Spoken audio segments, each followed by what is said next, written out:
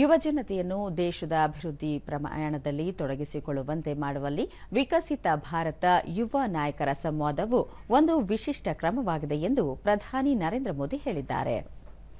ರಾಷ್ಟ್ರೀಯ ಯುವ ದಿನಾಚರಣೆಯ ಅಂಗವಾಗಿ ದೆಹಲಿಯ ಭಾರತ ಮಂಟಪದಲ್ಲಿಂದು ವಿಕಸಿತ ಭಾರತ ಯುವ ನಾಯಕರ ಸಂವಾದ 2025 ನಡೆಯಲಿದ್ದು, ಈ ಹಿನ್ನೆಲೆಯಲ್ಲಿ ಯುವ ವ್ಯವಹಾರ ಮತ್ತು ಕ್ರೀಡಾ ಖಾತೆ ರಾಜ್ಯ ಸಚಿವೆ ರಕ್ಷಾ ಖಾಡ್ಸೆ ಅವರು ಬರೆದಿರುವ ರಾಷ್ಟ್ರೀಯ ಯುವ ಉತ್ಸವ 2025 ಮತ್ತು ವಿಕಸಿತ ಭಾರತ ಯುವ ನಾಯಕರ ಸಂವಾದ ಕುರಿತ ಲೇಖನವನ್ನು ಹಂಚಿಕೊಂಡಿರುವ ಪ್ರಧಾನಿ ನರೇಂದ್ರ ಮೋದಿ, ಈ ಕಾರ್ಯಕ್ರಮವು ಯುವ ಮನಸ್ಸುಗಳ ಶಕ್ತಿ, ಸೃಜನಶೀಲತೆ ಮತ್ತು ನಾಯಕತ್ವವನ್ನು ಬಳಸಿಕೊಂಡು ವಿಕಸಿತ ಭಾರತದ ದೃಷ್ಟಿಕೋನವನ್ನು ಸಾಕಾರಗೊಳಿಸಲು ಪ್ರಯತ್ನಿಸುತ್ತದೆ ಎಂದು ಹೇಳಿದರು.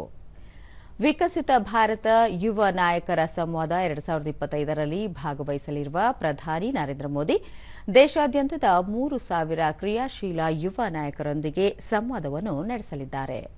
ಈ ಸಂದರ್ಭದಲ್ಲಿ ಯುವ ನಾಯಕರು ವಿಕಸಿತ ಭಾರತಕ್ಕಾಗಿ ತಮ್ಮ ದೃಷ್ಟಿಕೋನವನ್ನು ಹಂಚಿಕೊಳ್ಳಲಿದ್ದಾರೆ. ಜೊತೆಗೆ ಸಂವಾದದಲ್ಲಿ ಪಾಲ್ಗೊಂಡಿರುವವರು 10 ವಿಷಯಗಳ ಕುರಿತು ಬರೆದ ಅತ್ಯುತ್ತಮ ಪ್ರಬಂಧಗಳ ಸಂಕಲನವನ್ನು ಕೂಡ ಪ್ರಧಾನಿ ನರೇಂದ್ರ ಮೋದಿ ಬಿಡುಗಡೆ ಮಾಡಲಿದ್ದಾರೆ.